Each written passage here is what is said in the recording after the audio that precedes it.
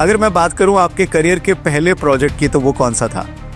मेरा करियर का पहला प्रोजेक्ट बहुत ही अलग स्टोरी है। मैं सेकंड ईयर से ही इस लाइन में एक्टिव हो गया था। अब तक औसतन कितने प्रोजेक्ट किए होंगे आपने? नंबर बड़ा है थोड़ा। What is the thought behind DNA? मेरा भी एक थॉट था कि किसी प्रोजेक्ट को करेंगे, कोई भी अगर चीज़ करेंगे तो आपको क्या लगता है आज भी अपने शहर में या राजस्थान की अगर मैं बात करूं तो इस ओवरऑल टीम परफॉर्मेंस को लेकर कुछ कहना है आपका? मतलब मैं किसी की बुराई नहीं करूँगा, लेकिन लेबर को थोड़ा प्रोडक्टिव होना पड़ेगा।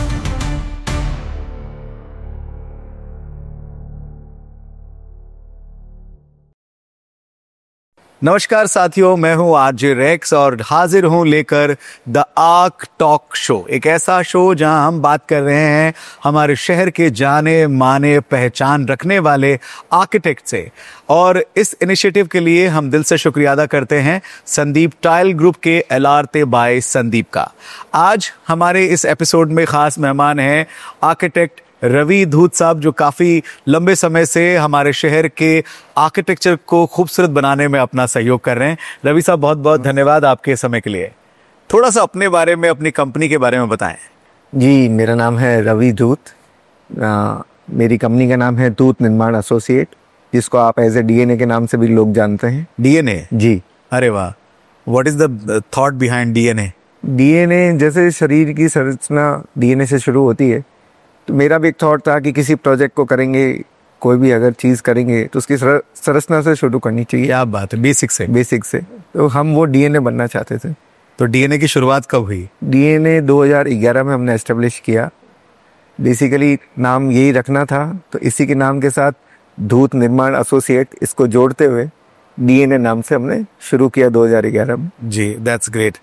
आर्किटेक्ट बनना सपना आप ही का था या कहीं इंस्पायर हुए थे किसी से कि मुझे आर्किटेक्ट बनना है?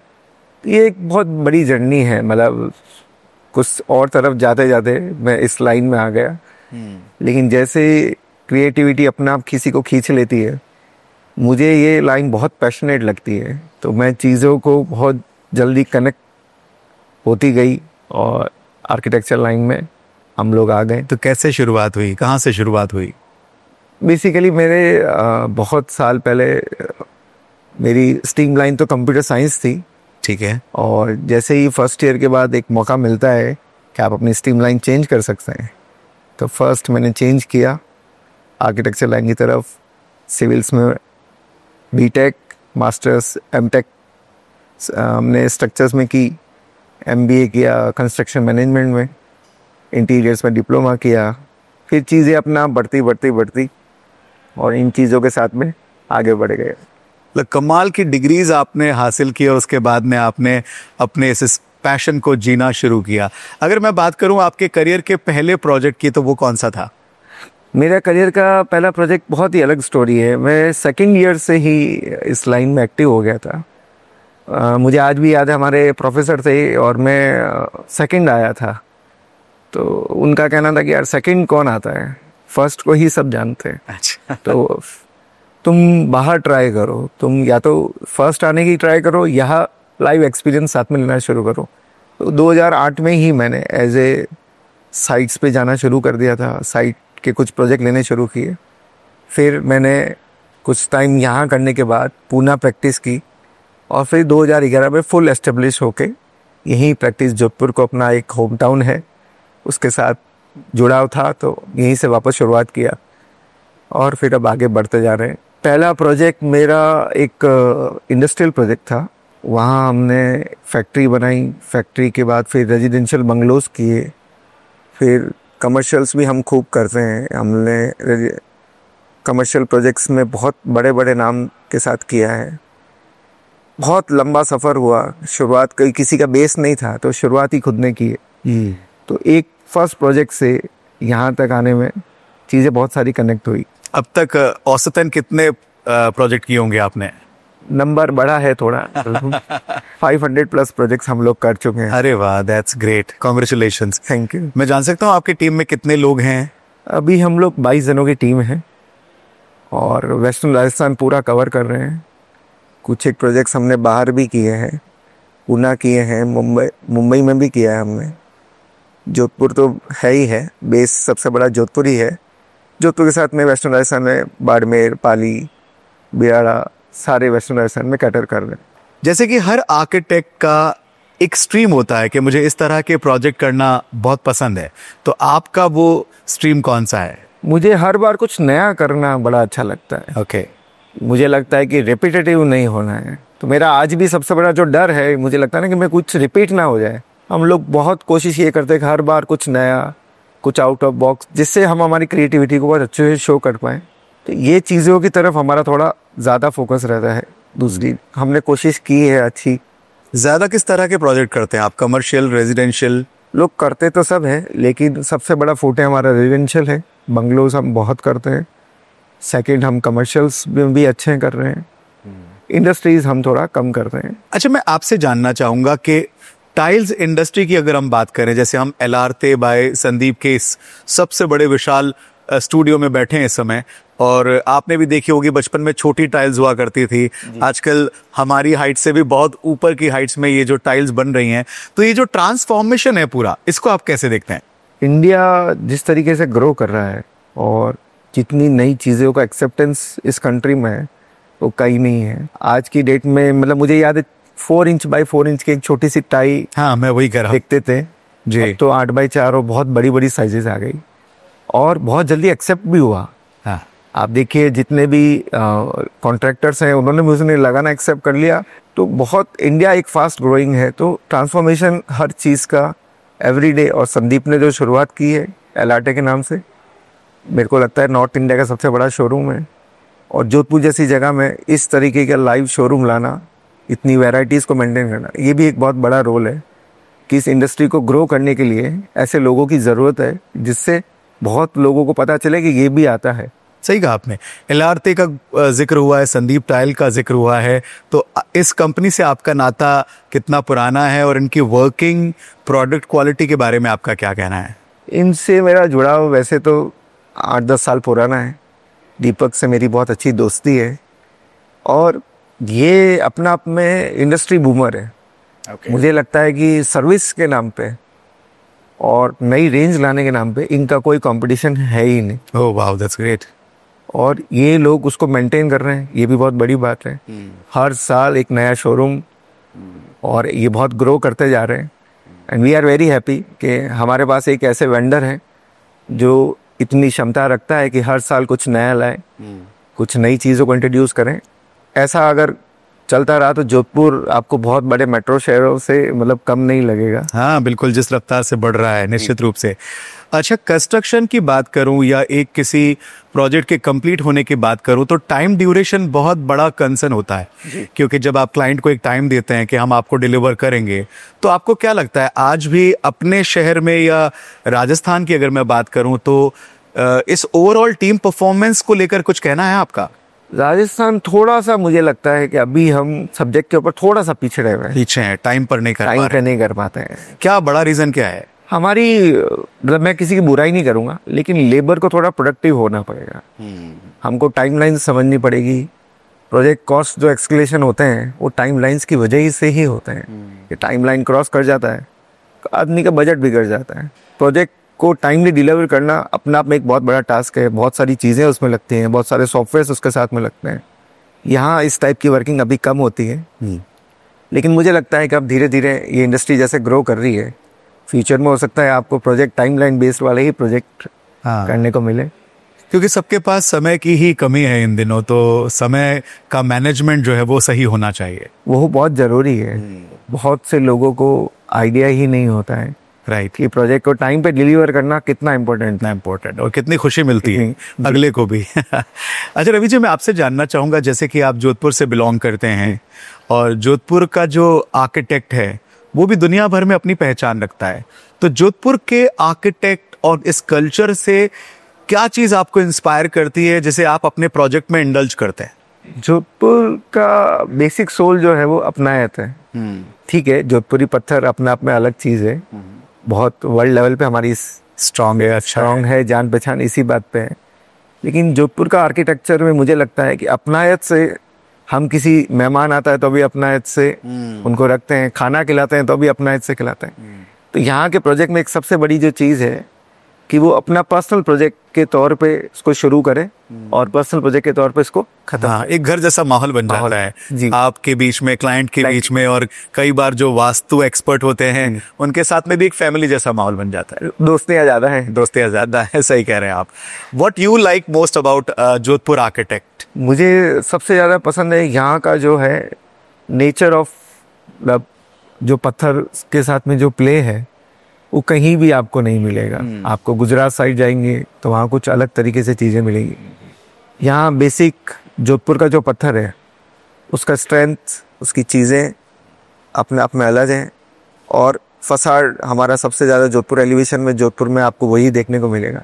इसको अब इंडिया लेवल पे जान पहचान मिल गई है। हमने पूना एक प्रोजेक्ट में पूरा जोधपुर का पत्थर भेजा, तो आप समझिए कि उनको कितना ये पसंद आ रहा है। पर कितना एक्सपेंसिव पड़ा होगा पड़ा है यहाँ से ट्रांसपोर्टेशन के साथ। मतलब स्ट्रॉन्ग तो है ये पत्थर जी, और जितना जल्दी गर्म होता है उतना जल्दी ठंडा भी होता है। अच्छा, अगर मैं आपसे ये पूछूं कि आपके तो वैसे सारे प्रोजेक्ट आपके फेवरेट हैं, आपके पसंदीदा हैं, but which one the best project till date जो आपको लगता है ये मेरे दिल के बहुत करीब है? आपको भले ब्रांड का नाम नहीं लेना है या क्लाइंट का नाम नहीं लेना है, बट यू मेंशन कि मैंने ये बनाया था एक इस तरह का, मुझे अच्छा लगा। नहीं, वो उसके लिए मैं भी अभी वेट कर रहा हूँ। अच्छा। मुझे लग रहा है कि अभी मुझे फुल चांस नहीं मिला है। अच्छा। हाँ, बहुत इतने सालों में बहुत सारे अच्छे प्रोजेक्ट गए, बहुत अच्छे एक्सपीरियंसेस रहे क्लाइंट के साथ, प्रोजेक्ट के साथ। स्टिल मेरे अंदर का जो एगर है वो अभी शांत नहीं हुआ है। अच्छा अच्छा, चलिए मैं थोड़ा क्वेश्चन को घुमा देता हूँ। अब तक का ऐसा प्रोजेक्ट जिसमें आपको लगा कि ये मज़ा नहीं आया, बना तो दिया मैंने पर आई एम नॉट सेटिस्फाइड? नहीं, ऐसा तो नहीं कह सकते। मज़ा, कोशिश तो यही रहती है कि हर प्रोजेक्ट में कुछ ना कुछ नया और क्लाइंट की इच्छाओं को, उनके सभी घर वालों की इच्छाओं को पूरा कर सके। हाँ, कुछ प्रोजेक्ट होते हैं जो आपके बहुत दिल के करीब होते हैं, क्योंकि वहाँ आपको फुल्ली उन्होंने दिया होता है कि भाई आप जैसा चाहें वैसा करें, तो उनके आउटकम्स ज़्यादा बेटर होते हैं। कुछ प्रोजेक्ट्स होते हैं जो हमको लगता है कि ठीक है, थोड़ा सा और अच्छा किया जा सकता था। अच्छा, कई कस्टमर्स का या लोगों का ये मानना होता है कि इंटीरियर डिजाइनिंग आजकल बहुत महंगी हो गई है। आप कितना इस बात से वास्ता रखते हैं? मेरे को लगता है कि इस शहर को थोड़ा टेक्निकल होना ज़रूर होता है। अभी कोई भी प्रोजेक्ट हम करते हैं, यहाँ कुछ लोग ये सी चीज़ सिर्फ मेरे लिए करनी है इंटीरियर में क्योंकि उसके यहाँ अच्छा लग रहा था। एजुकेशन जो है कि ये कोई चीज़ मेरे लिए अच्छी है या नहीं है, वो बहुत इम्पोर्टेंट है। तो बजट तो कुछ कह ही नहीं सकते। अगर आपका टेक्निकलिटी पे, आपके चॉइसेस में अगर कोई चीज़ है, फिर उसको एज ए बजट बाइंग करके हम लोग कोई प्रोजेक्ट करते हैं तो हम पहले उसका बजट डिसाइड करते हैं, उसके अकॉर्डिंग ही उसके अंदर प्रोडक्ट डालते हैं। कोशिश यही करते हैं कि वैसी ही डिज़ाइंस हों जो उस प्रोजेक्ट के बजट को सेटिस्फाई कर सके। क्या होता है कि आप बहुत सब कुछ डालना जाएंगे, हर प्रोजेक्ट को आप पूरा नहीं कर पाएंगे।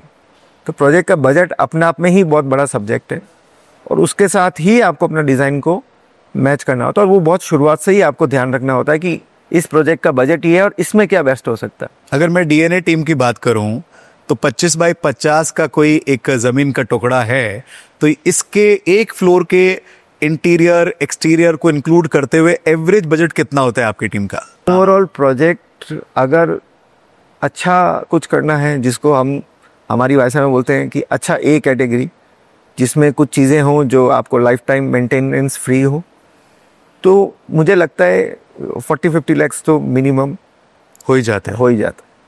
तो भी बहुत अच्छे प्राइसिंग आप ऑफर कर रहे हैं, मुझे ऐसा लगता है। तो लगे हाथ आप हमारे व्यूअर्स को बता दीजिए कि अगर आर्किटेक्ट रवि धूत से किसी को कंसल्ट करना हो, उनके प्रोजेक्ट के बारे में जानना हो, तो वो कहाँ आपसे जुड़ सकते हैं? आप मुझसे जुड़ सकते हैं, DNA05 नाम से इंस्टाग्राम पेज है हमारा।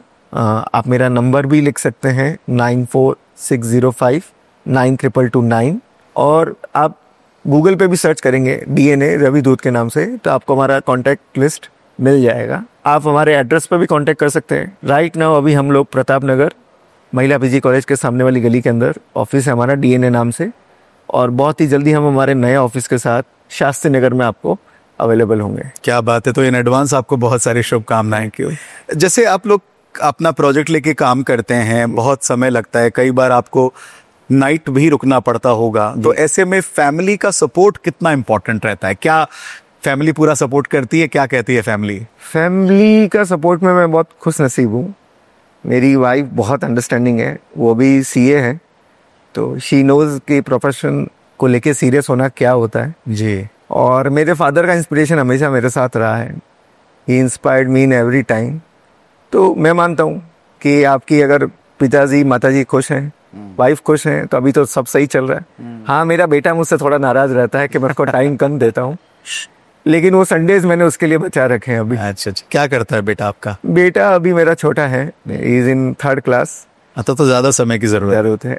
तो मुझे लगता है कि मैं उसका बचपन ना खो दूं, तो मैं संडेज कोशिश करता हूँ कि उसके साथ ही टाइम बिताऊं। तो ये प्रोफेशनल और पर्सनल लाइफ बैलेंस हो जाता है? कोशिश पूरी करते हैं हम लोग कि बैलेंस हो जाए, लेकिन फैमिली अगर अंडरस्टैंडिंग होती है तो चीज़ें चल जाती है, अच्छा हो। आप अपने पूरी फैमिली में एक ही आर्किटेक्ट हैं या और भी हैं? नहीं, मेरी फैमिली में मैं एक अकेले आर्किटेक्ट हूँ। अगर किसी को आर्किटेक्ट बनना हो जी, तो उसे कैसे शुरुआत करनी चाहिए? क्या उसका रूट मैप होना चाहिए? मुझे लगता है कि अगर आपकी क्रिएटिविटी अच्छी है, आप इस लाइन की तरफ आना चाहते हैं, थोड़ा सा इनिशियली आपको शुरुआत करनी चाहिए। और आज का जो ट्रेंड है, बच्चे थोड़ा जल्दी इस लाइन की तरफ मूव कर रहे हैं। मुझे लगता है थोड़ा एजुकेशन, आप अच्छे कॉलेज से डिग्री लीजिए और फिर किसी के अंडर में कुछ साल प्रैक्टिस कीजिए, वो बहुत ज़रूरी है। वो आज की जनरेशन, हर आदमी डायरेक्ट प्रैक्टिस में आता है। मुझे लगता है वहाँ वो लैक ऑफ कर जाता है चीज़ों को। अगर आप किसी अच्छे सीनियर के अंदर 2-4 साल प्रैक्टिस करके आए हैं, तो आप project on time delivery, project को कैसे क्लोज करना होता है, प्रोजेक्ट में क्या कॉम्प्लिकेशंस आती है, उनके साथ कैसे डील करना होता है, ये सारी चीज़ें आप बहुत अच्छे से जान पाएंगे। एक अच्छे आर्किटेक्ट को अपने ज़िंदगी में किस मंत्र को स्पेशली फॉलो करना चाहिए आपकी अगर मैं राय लूँ तो? मुझे लगता है कि सबसे बड़ा मंत्र यही है, कुछ नया करो, कुछ अच्छा करो और आगे बढ़ते रहो। नई चीज़ों को एक्सेप्ट करें रेगुलर। ये ऐसी लाइन है कि आपको रोज़ क्रिएटिव होना पड़ेगा। आप यू कैन नॉट कि एक प्रोजेक्ट कर लिया, 2 प्रोजेक्ट कर लिए और अब आपको सब आ गया। स्टिल आई एम लर्निंग, मैं आज भी सीख रहा हूँ। तो मुझे लगता है सीखते रहना एक सतत प्रयास है और वो कभी खत्म नहीं होना चाहिए। That's really great. Ravi ji, आपसे बात करके बहुत मजा आया। जाते जाते मैं आपकी हॉबीज के बारे में जानना चाहूंगा। जब कभी भी आप किसी का सुंदर घर नहीं बना रहे होते हैं तो फिर क्या हॉबीज हैं जिनको आप परस्यू करते हैं? मुझे घूमना बड़ा अच्छा लगता है, अलग अलग कंट्रीज, अलग अलग जगह, वहाँ की चीज़ों को देखना, नेचर के साथ कनेक्ट करना, ये मुझे बड़ा पसंद है। रीडिंग भी मेरी एक हॉबी है, बुक्स पढ़ना मेरे को बड़ा अच्छा लगता है और मुझे लगता है कि वहीं से आदमी बहुत कुछ सीखता है। मैं हर जगह जहाँ जाता हूँ वहाँ के नेचर में क्या है वो बहुत डीप में जाके कोशिश करता हूँ कि उसको जान पाऊँ और वो नेचर से हमारे ज़िंदगी में क्या बदलाव आ सकता है, हमारे प्रोजेक्ट्स में क्या बदलाव आ सकता है, उस पर बड़ा हमारा फोकस। मैं यही पूछने वाला था कि जैसे आप विदेश घूमते हैं, दुनिया देखते हैं, तो वहाँ के आर्किटेक्ट से भी कुछ ना कुछ आप लर्न करते होंगे और अपने प्रोजेक्ट में इंडल्ज करते होंगे। जी, मतलब मुझे लगता है ना, हर सिटी, हर जगह अपना आप में एक लाइव है, मतलब उसकी एक अलग सोल है। उस सोल को समझना और वहाँ का अच्छा क्या यहाँ हो सकता है उसको लाने की कोशिश करना, ये बड़ा मेरा प्रैक्टिस है वैसे। और मैं हर 6-8 महीने में मुझे लगता है कि मुझे बाहर जाना पड़ेगा और क्रिएटिव नए होने के लिए। क्या बात है, that's really great, so nice of you Ravi ji. आपको हमारा ये द आर्क टॉक शो कैसा लगा? बहुत अच्छी शुरुआत की आपने और मतलब मैं चाहता हूँ कि ऐसी चीज़ें आए जिनसे आने वाले बच्चों को सब पता चले कि क्या है, मेरा एक्सपीरियंस क्या है। हो सकता है वो मुझे डायरेक्ट कनेक्ट नहीं कर पाए, तो आपके शो के थ्रू वो मुझसे बहुत अच्छे से कनेक्ट कर सकते हैं। True, very true. और हमारे संदीप टाइल्स ग्रुप के लिए आप क्या कहना चाहेंगे, जिनके इतने विशाल शोरूम में हम बैठ के इस पॉडकास्ट को शूट कर रहे हैं? मैं इनको बेस्ट ऑफ लक बोलूँगा। आप ऐसे ही ग्रो करते रहो और ऐसे ही इंडस्ट्री बूमर बने रहो। आप जिस तरीके से हर साल कुछ नया और कुछ बड़ा लेके आते हैं, आने वाले फ्यूचर में भी आप बहुत कुछ बड़ा करते रहेंगे। तो ये थे हमारे शहर जोधपुर के आर्किटेक्ट रवि धूत साहब, जिनकी कंपनी का नाम भी बड़ा इंप्रेसिव है, मुझे तो बहुत लंबे समय तक याद रहेगा, DNA, यानी कि धूत निर्माण एसोसिएट्स। तो आपको रवि साहब और आपकी टीम को बहुत सारी शुभकामनाएं। Thank you. अगले एपिसोड में एक और हस्ती के साथ मुलाकात होगी। तब तक के लिए आप हमारे इस तरह के जो नए प्रयास हैं उन्हें अपना आशीर्वाद दें, अपने कमेंट शेयर करें और वीडियो को शेयर करें, ताकि दूसरे जो अच्छे क्रिएटर्स हैं, जो लोग अच्छा काम कर रहे हैं, उनके साथ भी हम जुड़ पाएं। बहुत बहुत शुक्रिया आप सभी का।